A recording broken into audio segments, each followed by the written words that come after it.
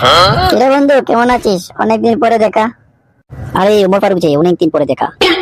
সেই কবে আমি মাদ্রাসায় ছেড়েছিলাম, তুই তো এখন বড় মাওলানা হয়ে গেলি।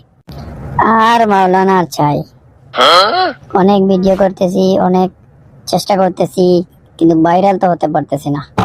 এদিকে তাহেরি, আমির হামজা সবাই ভাইরাল, শুধু আমি হতে পারতেছি না। আমাকে দেখ, আমি এখন সেলিব্রিটি। আমি এখন রাস্তায় গেলে মানুষ আমাকে সালাম দেয়। তা তো দেখতে পাচ্ছি বন্ধু, তুই তো ভাইরাল হয়ে গেলি। আচ্ছা, তুই কেমনে এত তাড়াতাড়ি ভাইরাল হলি আমাকে একটু বলতো। কেন, তুই কি ভাইরাল হতে চাচ্ছিস নাকি? হ্যাঁ রে, আমার ভাইরাল হওয়ার অনেক শখ। তোর কাছে কোনো আইডিয়া থাকলে দে। আমার কাছে একটা আইডিয়া অবশ্য আছে, তুই কি সেটা মানতে পারবি? মানতে পারলে কিন্তু 100% ভাইরালের গ্যারান্টি। কি আইডিয়া, কি আইডিয়া, জলদি বল। আমি সে কোনো আইডিয়াতে রাজি আছি, আমাকে ভাইরাল হতে হবেই। ঠিক আছে, এত করে যখন বলছিস, তখন একটা আইডিয়া আমি অবশ্য দিতে পারি তোকে, তাহলে শুন। ওকে ওকে, ঠিক আছে, আমি এগুলা কিন্তু করতে পারবো, কোনো সমস্যা নেই। তাহলে চল।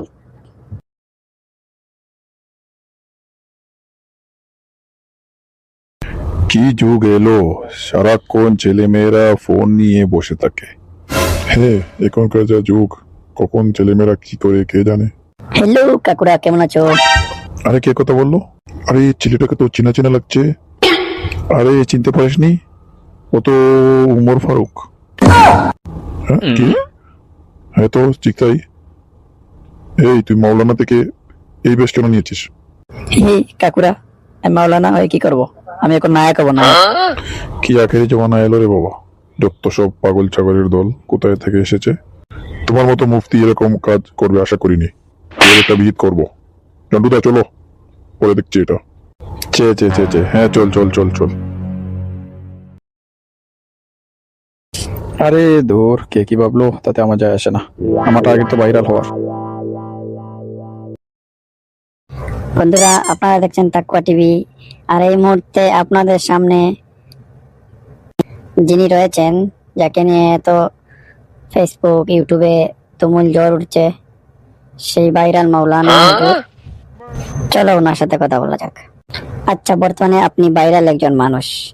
এখন আমার কাছে এইটি প্রশ্ন যে, আপনি হঠাৎ করে মাওলানা থেকে এত ভালো একটা প্রফেশন ছেড়ে আপনি নায়ক হতে চাইছেন কেন? আসলে ধন্যবাদ আপনাকে গুরুত্বপূর্ণ কোয়েশ্চন করার জন্য।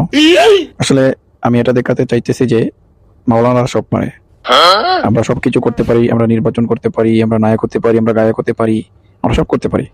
এজন্য আমি এরকম ডিসিশন নিয়েছি। কিন্তু লোকেরা তো বলছে আপনি নাকি কোন এক মেয়ের জন্য এরকম হয়ে গেছেন, পাগল হয়ে গেছেন, আপনার মাথায় কাজ করছে না। না, আমি নিজে থেকে এই ডিসিশন নিয়েছি। আমার মাথা ঠিকই আছে। আমার ইচ্ছা আমি এদেশের সব অনেক বড় জনপ্রিয় একজন নায়ক হব। তো বন্ধুরা, আজ এই পর্যন্ত থাক। আরো আপডেট নিউজ পেলে আমরা অবশ্যই আপনাদেরকে। এরে পটল, দেখতো দেশে কি কর্মকাণ্ড চলছে। তা তো দেখতে পাচ্ছি বন্ধু, এটা বিহিত করতে হবে। হ্যাঁ গো ফটিকদা, চলো একা একটা গণদুলাই দিয়ে আসি, তাহলে সব ঠিক হয়ে যাবে, মাথা থেকে সব ভূত হুড় হুড় করে বেরিয়ে আসবে। মন্টি কিন্তু ঠিক বলেছে, এর একটা বিহিত করতেই হবে। চলো চলো চলো, সবাই চলো।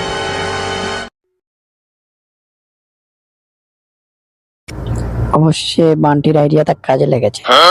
এত তাড়াতাড়ি ভাইরাল হওয়া যাবে আমি কল্পনাই করতে পারিনি। ওই তো শান্তি ছেলেটা নিচে দাঁড়িয়ে আছে, ওর ভাইরাল হওয়া বের করছে। আমাদের ইসলামকে নিয়ে মজা করে না। চলো রে, আজও সেটা ভেঙে দিয়ে আসি। আরে তোমরা এখানে কি করছো? শালা, আজ তো সেটা ভাঙতে এসেছে। ইসলামকে নিয়ে মজা করে না, তো নায়ক হওয়া বের করছি। হে রে, তুই তো ভালো ওয়াজ করতি, তুই তো ওয়াজ করে ভাইরাল হতে পারতি। তুই এরকম জঘন্য কাজ কেমনে করলি? এটা আমার ব্যাপার, আমি কি করব না করব সেটা কি কাউকে বলে করতে হবে নাকি? কি বললি? এই আসো তখন তো কি করছো? আমার আমি এরকম করেছি, বলছি যা শান্তির ছেলে। ও মা গো, মেরে দিল গো, কোমরটা ভেঙে দিয়েছে। চুপচাপ সবার কাছে ক্ষমা চেয়ে নে, তাহলে তো এমন অবস্থা করব। এখন তো শুধু গানের দোলাই দিলাম, একটু পরে থানায় নিয়ে যাবো। আমার ভুল হয়েছে, আমার বন্ধুর পরামর্শে আমি এরকম কাজ করতে বাধ্য হয়েছি। আমাকে সবাই ক্ষমা করে দিবেন, আমি যেন আবার দিনের পথে ফিরতে পারি। সবাই প্লিজ আমাকে মন থেকে ক্ষমা করে দিবেন প্লিজ।